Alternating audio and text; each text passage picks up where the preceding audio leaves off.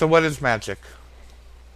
Magic is something that overlaps on many realms of whether it be paganism, whether it be Satanism, whether it be Catholicism. Catholicism does magic, turning the blood, the bread and the wine into the body and blood of Christ. That is a form of magic. Most religions around the world do a form of magic. Anytime you wish on your birthday cake candles, that's a form of magic. Anytime you wish upon a star, that is a form of magic. So let's talk a little bit about the different forms of magic. First of all, I would like to define what I consider an overall definition of magic before we break down into the subcategories. So, on an overall definition of magic, let's say, for argument's sake, there is a force of energy that gives life to all things. Call it chi, call it prana, call it love, call it God. I call it magic. It is what helps the grass to grow. It's what helps our blood and our genes to grow and expand. It's what helps our bones to grow. For me, magic is a natural life force. The only difference between the practice of magic is the ability to attune and align with those particular natural forces that are already available.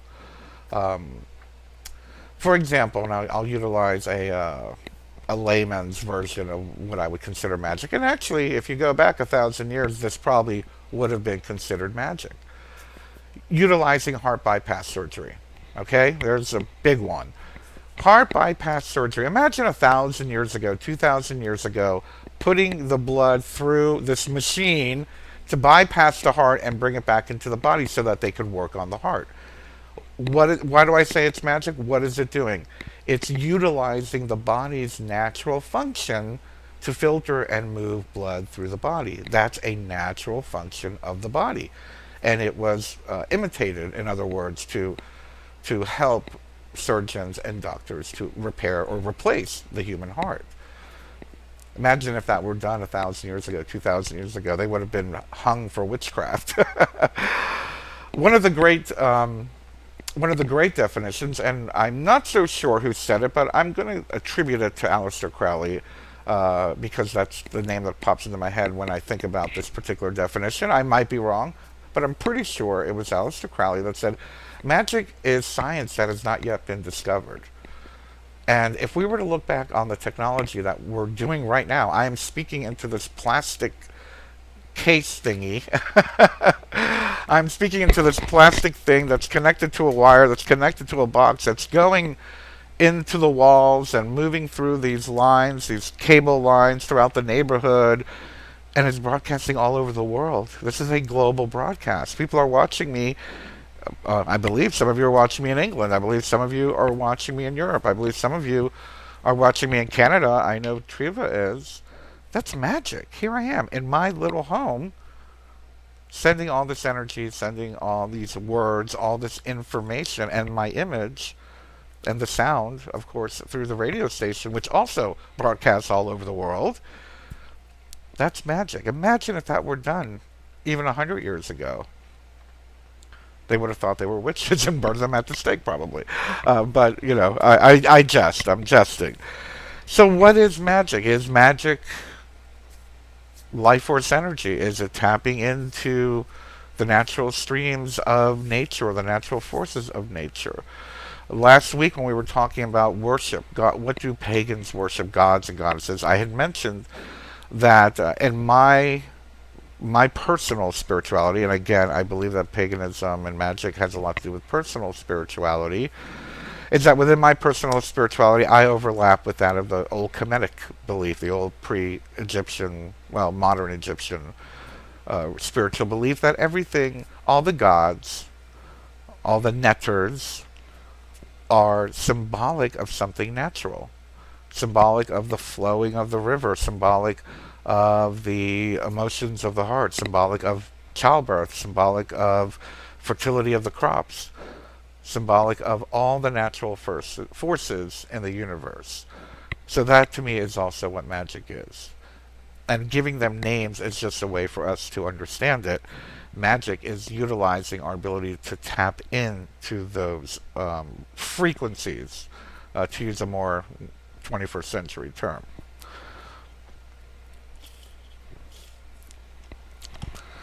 So there are many different types of magic that we know of. I mean, like I said, I believe many of us are doing magic all the time without even realizing it. But the study of magic does fall under specific categories, and the practice of magic does fall under specific categories.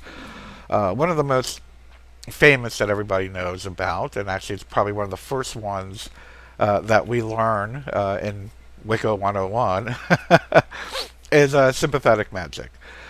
Sympathetic magic, for an example, sympathetic magic are voodoo dolls, ooh, lucky charms, objects that are imitating what it is you want to have done.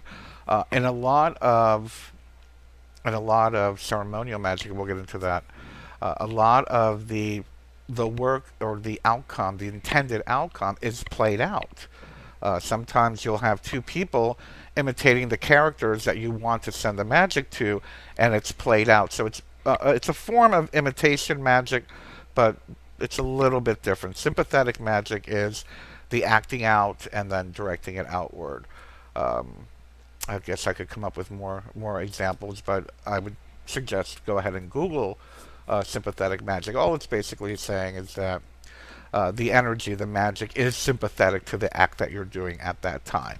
Another great version would be, well, actually, no, that would fall under imitative. I guess it would kind of overlap, but like constructing tall shoots of wheat or beautiful, robust plants and flowers in order to get your plants and flowers to grow. So that's a form of sympathetic magic. And again, a lot of these kind of overlap to each other. That could also be imitative magic. I just wanted to give you a little bit of an overview of the different types. One of the other ones, which I find is a little creepy, and I haven't done it, and I don't plan on doing. Well, actually, maybe back in the old beginning days when I was learning, I had to go through it to learn the process of it. But as a general rule, I don't like to practice this, except unless I'm doing a form of psychometry. And psychometry, I'll explain in just a second because we're talking about contagious magic. What is contagious magic? Contagious magic is when you're getting a piece of hair, a nail clipping, some dirt from a person's home in order to do magic, whether it be black, white, or gray. We'll get into that later. But it's to have personal belongings that belong to somebody in order to perform some type of desired outcome. I mentioned psychometry. Psychometry is when you're holding the piece, that personal belonging of somebody, to get a reading, to get a psychic reading off of them. And actually, I take that back. I do contagious magic when it comes to distance healing. It's a great way to utilize distance healing. When I'm doing long distance Reiki, I like to have an image of them either on the screen or a picture or even a clear image of them in my mind. But usually a picture is something that's very helpful when I'm doing distance healing. So contagious magic is personal belongings, nail clippings, things like that. So I always be wary of who's, collecting your toenail clippings or your hair clippings or whatnot. Where your garbage goes, anybody can pick that up. I don't want to create fear in you. Don't worry about it too much. You can always disconnect from it. Let's go to imitative magic because we were just talking about sympathetic magic. And imitative magic, again, is the imitation of what you want to do. So if a puppet is kind of a sympathetic magic version of a 3D image of something, imitative could be making a drawing of it. Kind of sketching it out, what you want it to look like, creating images. The law of attraction used to promote the movie The Secret. They used to promote those vision boards. The vision board is a great version or a concept of what imitative magic is. It's seeing an image, seeing drawings, sketches, whatnot, to be able to make that your goal. If you enjoy the work that I'm doing and would like to continue to support the work that I do, whether it be this show, whether it be on Facebook or on YouTube, you can become a patron at patreon.com/Bernard Alvarez for as little as $2 a month. And every little bit does help, trust me. If you do become a patron, you do receive special rewards. There is a 4-hour workshop on how to connect with your higher self and contact your spirit guides. That is available to patrons only. As well, you'll receive a copy of my book and a bunch of other neat little things. So head on over to patreon.com/Bernard Alvarez and join and become a patron. Join my community over there. So before the break, we were talking about imitative magic. And I was making reference to the idea of vision boards, having the vision board to see exactly what it is that we want to bring into manifestation here on this plane, on the physical plane. As well, that can transcend and overlay into what is called personal magic. Personal magic works on the subconscious. It is you doing work on on your subconscious level in order to benefit yourself personally. Mantras, for example, positive affirmations, chanting, things that will change the way that you feel and change your particular perception and or alter your consciousness is a form of personal magic. Another great way to look at personal magic is the idea of inner alchemy. For me, inner alchemy is a very, well, how should we say? It's a very involved process, and it is the goal of most magicians, shamans, etc., in order to align all the energy systems within our body, whether you want to call them your chakras, in order to connect and have direct communication with the divine, your higher self, etc. And actually, that is what I teach, what I specialize in, is teaching you how to connect with your higher self. That would be considered personal magic, transforming yourself and transforming your life by transforming yourself, working on the inside versus working on the outside.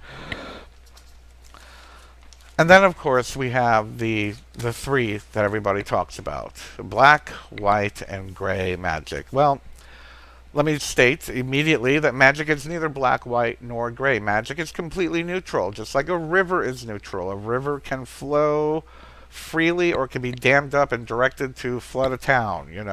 It is just energy. Magic is completely neutral. It is what you do with it. I get a lot of debate over the idea of black, white, and gray magic, and I agree. Magic is neutral. But how you utilize the magic, that's where you fall into the idea of black, white, or gray magic. Let's start with black magic. To simplify, and again, we could expand on these definitions for hours and discuss and debate over them, but we're just going to do a little bit of an overview today.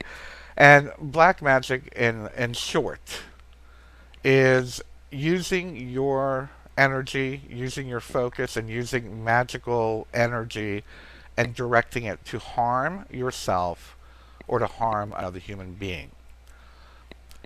And I've said this before, but I'm going to say it again. We are doing black magic all day long without even realizing it. Whenever you get angry at someone on Facebook and you just want to reach through the screen and you're sending all this negative energy toward them, when you're trolling somebody, that's a form of black magic. You're causing harm to another person intentionally. When you're intentionally hurting another being or yourself or the planet as a whole, that could fall under the umbrella of black magic. But more specifically, when we're talking about the practice of magic, the conscious practice of magic, black magic would be to intentionally direct and do ritual or do a spell or something to harm yourself or to harm another being. Then we have gray magic. Gray magic seems to be the most popular and is pretty widespread without even people realizing it. Gray magic is utilizing magical forces to help yourself. Gray magic would fall under ceremonial magic, and we're going to get into that later in today's talk. But gray magic is, again, directing energy, focus, and magical rituals, spells, and whatnot to improve yourself, to help yourself, or to help another human being. And then lastly, we have white magic.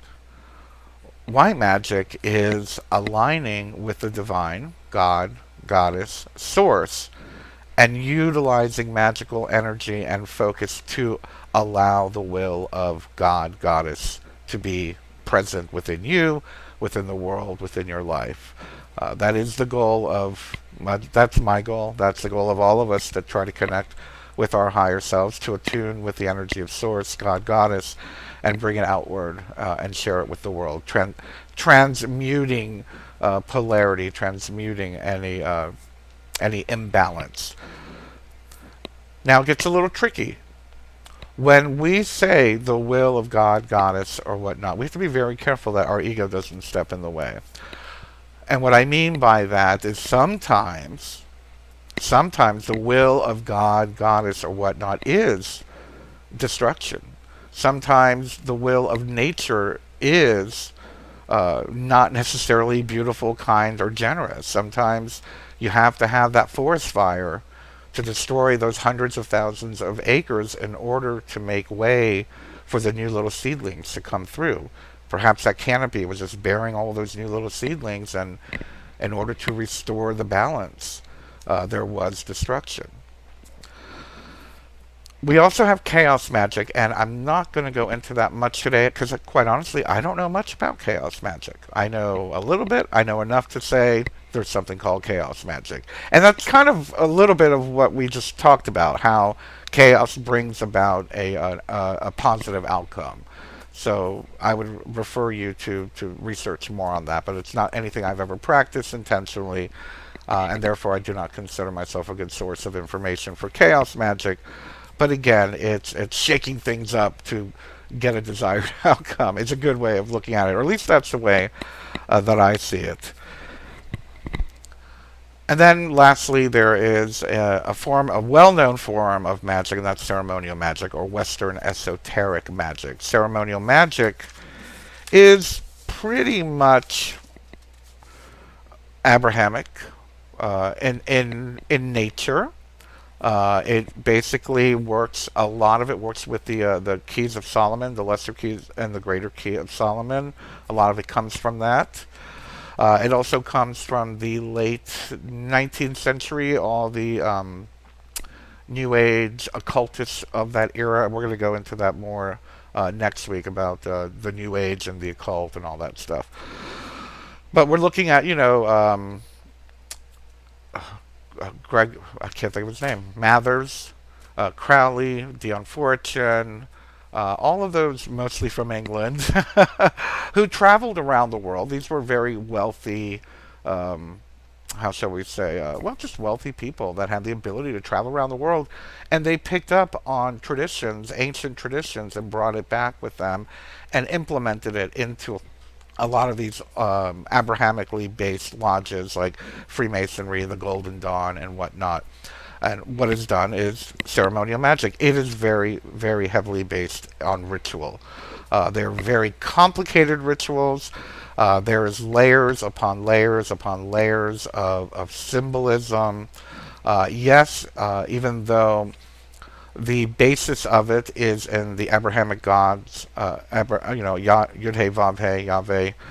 Most of it is based on a lot of Hebrew terms, a lot of ancient Hebrew magic and chants. And again, we're talking about the lesser and greater key of Solomon. That stuff is, from the biblical era, for lack of a better term, the First Testament. Now, the one thing about ceremonial magic, and while I did do training in ceremonial magic for many, many years, I stopped at one particular point. And I stopped at the point where, and this is a big part of ceremonial magic, I stopped at the point where we were, or you are to, have spirits to do your bidding. I had a very big issue with that. I don't believe in slavery, and I definitely don't believe in the slavery of spirits or angels or demons or anything like that. The Lesser Key of Solomon and the Greater Key of Solomon are basically books about They call them demons. Now, let me clarify for you, because a lot of these quote unquote demons are really gods and goddesses of ancient cultures. The demon Astaroth is Astara, or Ishtar. A lot of the demons that are in those books supposedly are the ancient gods and goddesses. So to confine them and to have them do your bidding, I just felt that was extremely wrong. For me, that was leaning in black magic. They call it gray magic, but that was leaning into black magic. I don't like the idea of forcing anybody to do anything. As a pagan, I do believe in the read, harm none, do what thou wilt. So, again, a lot of the ceremonial magic does lead into, if you've ever seen, I believe it's the Black Mirror. Did we use the black mirror? There was a black mirror, and then there was a specific triangle that you were supposed to contain the entity in, and then you had them to do your bidding. And it was very interesting. If you look at the Lesser Key and the Greater Key of Solomon, they tell you like what that being will give you, whether it be a demon, a god, a goddess, or an angel, an archangel, what they can do for you. Like if you want to become more famous, if you want to find treasure, if you want to win a war, that kind of stuff. For me, that, again, it just didn't sit right with me. I studied it, but I never practiced that stuff. I learned about it, but as far as the practice, I wouldn't go any further in my initiation practices due to the nature of that. But I will say one of the wonderful things about ceremonial magic is you learn so much about symbolism, about sigils, about amulets, understanding the different layers of symbols. I mean, we talk about, especially in the work that we do as light workers and as truth seekers, we talk about seeing through the veil, seeing through the matrix. Ceremonial magic teaches you all those different things. When a lot of the conspiracy theorists are like, "Oh, look at that Illuminati," or "Look at that black magic." It's not necessarily Illuminati or black magic, but there is a lot of layered symbolism in many of the everyday things that we see. It is fair to say that maybe, well, there is a lot of this stuff being used in advertising. A lot of the stuff is being used on in the advertising firms, the PR firms, the propaganda firms. Different levels of imagery in order to trigger different levels of consciousness within the person that's seeing it. The one thing, like I said, the positive thing about ceremonial magic and studying that is that you learn these things, so you're aware of it, and you learn to utilize it for good. You get to utilize all those layers of imagery and energy in order to tap into unspoken aspects of your subconscious or your unconscious or your divine self. But again, it's a lot of work. Ceremonial magic, for example, let me give you a few names off the top of my head. We have the Ordo Templi Orientis, that's Crowley's group. We have the Golden Dawn. Well, Crowley was a part of most of them. Thelemic magic was Crowley's traditional group. So there's lots of different groups out there and lots of different paths to follow. One of the interesting things that I will say that I did enjoy. Now, I respect everyone and I respect everyone's belief, but I've said it over and over again. I find Abrahamic religion to be very patriarchal, so I do take issue with having it be a part of my daily practice. However, as a template, if we could incorporate the divine feminine aspects of the universe into the template, it's a very healthy and workable template. And specifically, I'm speaking of the Tree of Life. The Tree of Life is something that's international. It goes from religious or spiritual practice to next spiritual practice. Am I wearing one? No, I'm not wearing one. I thought I was wearing it today. The Tree of Life represents, for those of you that study the Tarot, is another example of it. The Tarot is represented in every emanation of the Tree of Life. For those of you that don't quite get the Tree of Life, I'm sure you've seen images of it. It's all these little balls, and they're all connected by these, I forgot what we call them. The emanations, or oh, man, it's been 25 years. I can't remember the terminology. Anyway, it starts at the bottom. Actually, it starts at the top, which is Keter. That's supposed to be the whole of God. You can call that source, actually. And then it breaks out into the two of God and Goddess, the divine masculine and divine feminine. And then, of course, it continues down until it gets down to the earth level. So it shows you kind of how the energy starts at source, divides into polarity, and then everything in between, from emotion to war to love to hate. All the different emanations represent different aspects of human consciousness and life on the planet, and even transcending the planet. When you get deeper into it's Kabbalah, basically. When you get deeper into the study of the tree of life in Kabbalah, there's even more trees of life on top of the tree of life. It's like you have the earth tree of life, you have the spiritual tree of life, you have the divine tree of life, and each of those have all the same patterns of dividing contrasts and masculine, feminine, passive, and aggressive, assertive, and neutral, and whatnot. But again, it's a good template. I like it as a template to help understand divine energies and how it manifests within our lives here on the planet. A great book, if you're interested. I did go through it, and actually the group I was in, with the circle I was a part of, and I did a lot of training with, we did utilize Donald Craig. Is it Donald Michael Craig? Modern Magic is a really good book. It takes you through all the levels of initiation, as well. The Golden Dawn book of initiation has a lot of information. We utilize that book as well. It's a great reference book. The rituals are very, very involved. They're very tiring. A lot of them have to do with fasting. Our group, we would fast for 2 or 3 days sometimes. A lot of the rituals are very involved and long. Some of the rituals are 4, 5, 6 hours long, and you have to constantly focus during each of those. So it's a great way to build your psychic stamina, so to speak. It's a great way to be able to focus your attention. Here I am 20 years later, and I have the attention of a tsetse fly, but I had good attention back then. Maybe it'll help me as I get older not to become Alzheimer's, but is that even a word? But anyway, so it's good to know. It's very good to know, and it's good to understand it, at least in a reference as a reference.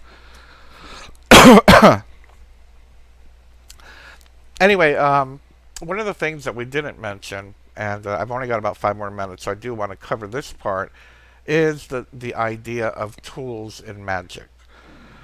A lot of these, whether it be Wiccan, whether it be pagan, whether it be shamanistic, whether it be Buddhist, whether it be ceremonial magic, whatever, Western esoteric, Kabbalistic, Abrahamic, whatever, a lot of them have tools.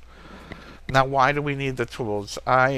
Again, it goes into that whole layering of symbolism and unlocking those parts of your mind.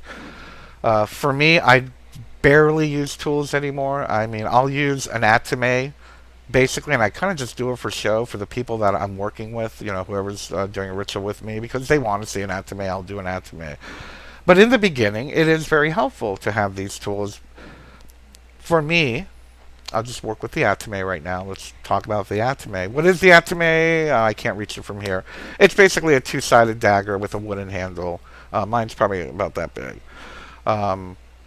But it's great when you're starting out to be able to visualize the energy being directed toward the atome, out the atome. The same thing can be said for the fire wand in ceremonial magic. I constructed my own fire wand. When I constructed it, all my energy's in it, so it's a good thing. Your pentacle is a blessing plate. So to have something like that to focus your energy on. There's lots of tools, everything from the broom to the scourge. We used to do, well, we didn't whip them, but it was a ritual, kind of like a cleansing, and we just barely drape them back in the old days. This is back in the 80s. I don't do that anymore. Now I just use a smudge stick and feathers. But again, the smudge and the feathers helps you visualize the smoke as you're cleansing and blessing and removing any negative karmic energy to prepare yourself for ritual. So the tools, yeah, are they nonsensical? I don't think so. I believe they're important, especially when you're dealing with the ceremonial magic and you're learning all the different levels of meaning behind everything. Those tools help you to understand those meanings. Great example. If it wasn't for knowing the tools as well as I did, I wouldn't have learned the tarot as well as I did. When we're talking about pentacles and, hello, wands, cups, they all represent specific things. And that is all pagan ritual really is, and pagan magic and ceremonial magic, again, and I'll say it again and again and again. It's layers and layers and layers of symbolism in order to awaken that which is within us or without us, depending on whether you're doing invocative or evocative, and we'll go into that in the future. Actually, I'll do it quickly. Invocative. Invoking something means bringing something in. Evocative means having something from within, bringing it up and outward.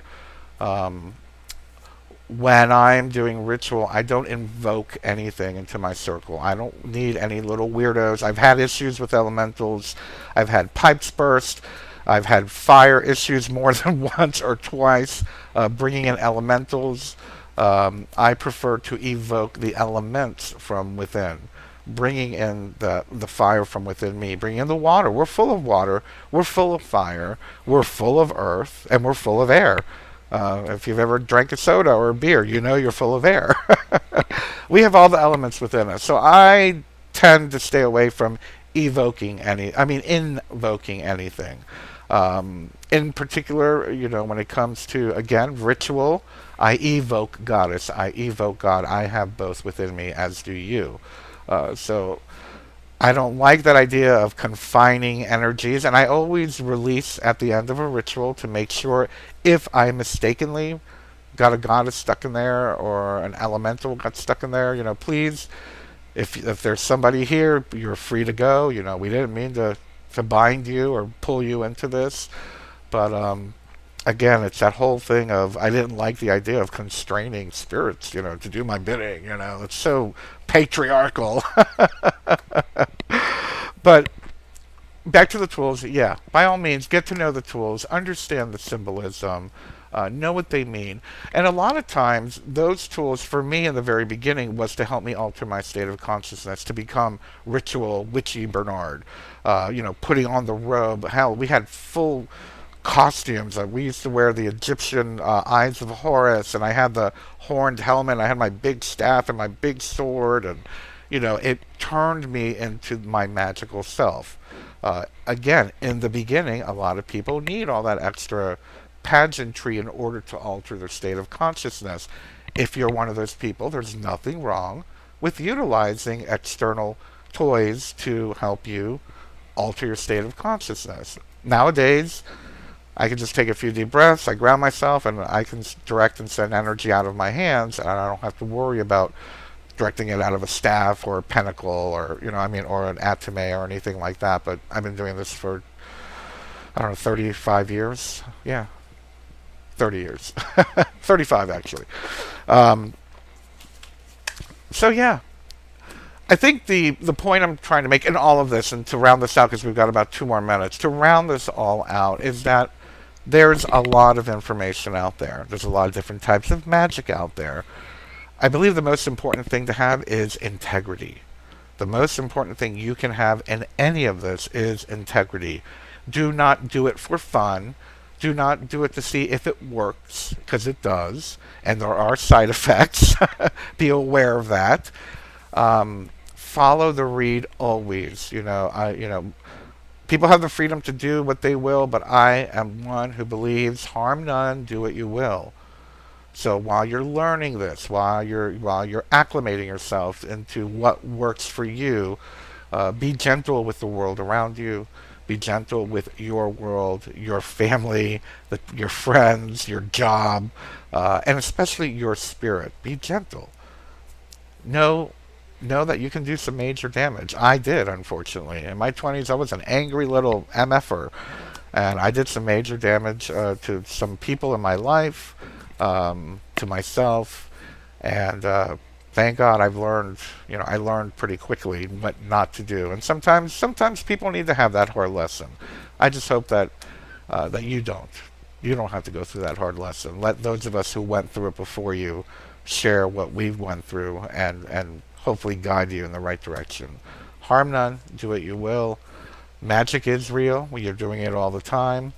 And I'll leave you with this. We got one more minute. Meditate, meditate, meditate, meditate. The more you get to understand your consciousness, your thought pattern, your stream of thought, and the more you can direct that stream of thought, the better off you're going to be, and the more empowered you're going to be. Not powerful, empowered. Empowered for magic, empowered for your life.